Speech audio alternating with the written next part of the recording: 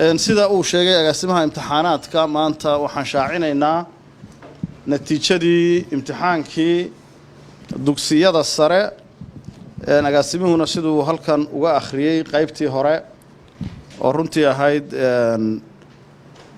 maaragtay inuu warbixin fiican oo dheeraada uu ina siiyey waa sanadka waxa aan bedelay waa performance-kii iskuulada iskuul hebel baa koow iskuul hebel baa laba iskuul hebel baa saddex taas waan bedelay subject performance baan ku bedelay waxay ka dhalatay waxaad ogtihiin JRES-kii inoogu dambeeyay inaan soo saarnay waraaqdaasi waxay sheegaysay in STEM subjectska la yiraahdo maadooyinka science-ka technology-yada iyo xisaabta iyo wixii la mid ah ay ardaydeenu ku liidatay target baan ka dhignay sanadka marka inaan saas u target garayno sidoo agaasimuhu sheegayna iskuul walba performance-kiisa agaasimuhu kala soo xiriiraya waa la hayaa iskuul kala wala soo xiriiraya subjectsku marka waxay dawo u tahay oo aanu saa u yeelnay waa maamulaha inuu la xisaabtamo qofkii dhigay subjectiga maadada qofkii dhigay inuu la xisaabtamo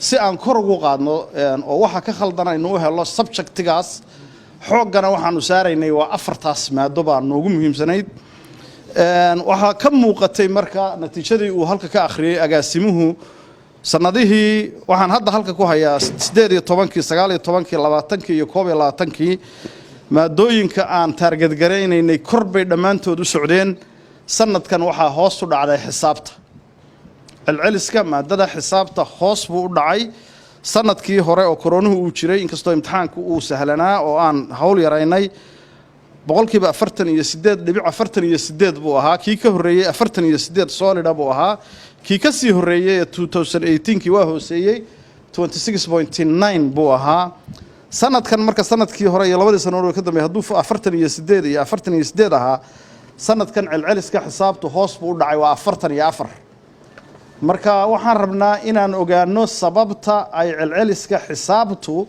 oo subjectiyadii aan target gareynaynay ay hoos ugu dhacday inaan waxaan rabnaa maamulayaasha iskuulada iyo macallimiinta xisaabta ka dhiga dugsiyadana sare inay isku noqdaan weeye ciladu waa inay isku noqdaan oo ay arkaan sababtu waxay tahay in la soo halka la saasaanu marka u target gareynay subject target aan uga dhiganay performance-ka aan u noqon iskuul qofkii iskuul raba ama maamulihii raba iskuulkiisa inuu ogaadana agaasimuhu si toos ah ula soo xiriiraya waxaan rajaynayaa marka arintaasi jawaabteedu inay saas tahay waxaan halkan ka shaacinaynaa 10 kaalmood ee ugu horeysa ardayda gashay ardaydaas tiradeedu sanadka waxa weeyaan waa 12 arday waxa xusuusataan sanadkii hore 18 arday ayaa 10 kaalmood ee hore isla gashay oo qaarkood ay kaalmo wada galeen ardayga ugu horeeya ee Puntland kaalinta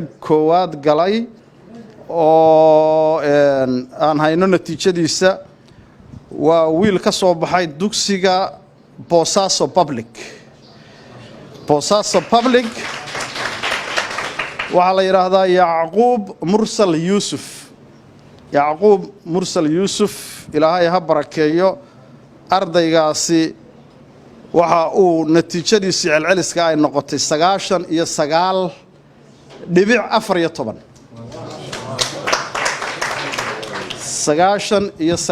99.14 waa runtii waa markii ugu horeysay sida la sheegay intii imtixaanaadka uu socday natiijada inta leeg oo arday helo boqolkiiba boqol waxa ka dhiman 0.86 baa ka dhiman ardaygaasi marka waa extraordinary person way waa nin Ilaahay ha barakeeyo waa u ducaynaynaa ardayga ku soo xiga wuxuu isagana ka baxay dugsiga imaam Shaafici oo Boosaaso ah waxa la yiraahdaa Adnaan Cabdi Yaasiin waxa uu ku score gareeyay 96.57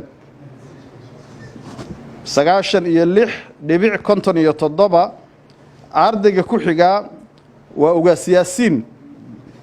Ugaas Yaasiin oo isaguna ah Boosaaso waxa la yiraahdaa Axmed Luqmaan Maxamed axmed luqmaan maxamed waxa uu ku iskoorgareeyey ama ay natiijadiisa noqotay 96.43 boqolkiiba.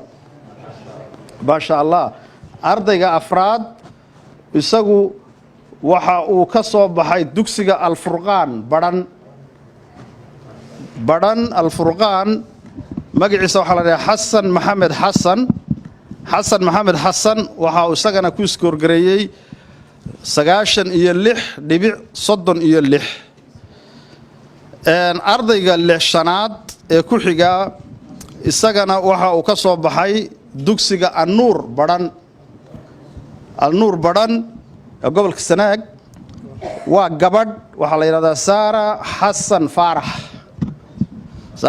faarax waxay iyaduna ay iskoorkeedu yahay 96.22.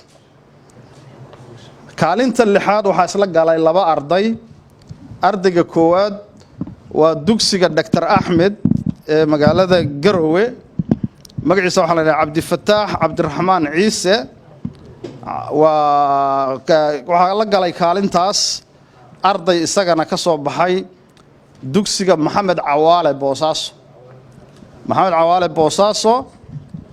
waxaa la yidhahdaa cabdimaalik mursal yuusuf. labadaas arday waxay heleen boqolkiiba 96. kaalinta toddobaad waxaa isla galay laba arday oo kale. ardayga koowaad waa laba gabdhood. labada gabdhood gabadha koowaad waxay ka soo baxday dugsiga cumar samatar gaalkacyo. gabadhaas waxaa la yidhahdaa leyla cabdulqaadir daahir. gabadha kalena waxay ka soo baxday dugsiga imaamu nawawi ee Garowe. gabadhaasna waxaa la yidhahdaa sundus maxamed xasan. labadaa gabdhood waxay iskoorkoodu yahay 95.93. kaalinta sideedaad waxaa helay arday imaam nawawi oo Garowe maxamuud cabdisamed xasan. maxamuud wuxuu helay 95.79. kaalinta sagaalaad waxaa helay cumar samatar wiil ka soo baxay. waxaa la yidhaahdaa aadan maxamuud cali. natiijadiisuna waxay noqotay 95.71. ardayga ugu dambeeya ee kaalinta tobnaad wuxuu ka soo baxay iskuulka imaam shaafici boosaaso. waxaa la yidhahdaa cabdixakiim cabdulaahi samatar 95.57 ayuu ardaygaasina uu ku iskoorgareeyey 10kii kaalmood ee ugu sarreeyey ardayda Puntland. 12ka arday baa ku guulaystay. dhammaantood waxaan leenahay waa guulaysateen. dhammaan ardaydeena 5708 intii imtixaankan gashay intii gudubtay dhammaantood waxaan leenahay hambalyo. si gaara 12kan arday ee 12ka kaalmood ee ugu horeysa ku soo baxay iyagana waxaan leenahay dhammaanteen waxaan leenahay hambalyo. waa u ducaynaynaa in ilaahay uu barakeeyo. waxay 12kan arday iyo ardayda kale ku sii xigtaaba waxa ay muujiyeen kartidoodii aqooneed, dadaalkoodii iyo macallimiintoodii iyo iskuulka iyo waalidiinta iyo wasaaradda waxbarashada runtii dadaalkii ay geliyeen baa halkaas ka muuqday. waxaan leenahay marka ardaydaasna ilaahay ha barakeeyo.